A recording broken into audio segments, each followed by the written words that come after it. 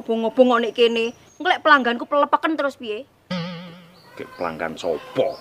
Dat mang lho sing moro mek geraku ora mek dikabul. Ya tol, tak liye.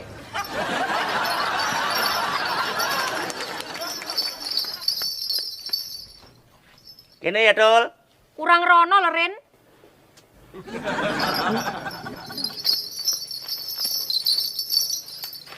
Kene. Beh, domi kurang rono, engko lene kono beluke jek ngeneki warungku.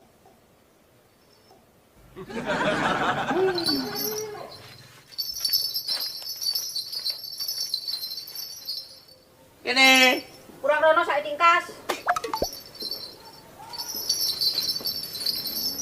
Kene ya, adoh iki. Lah, ning kono lho. Engko ben dibaturi kancamu. Sopo? Ketek no.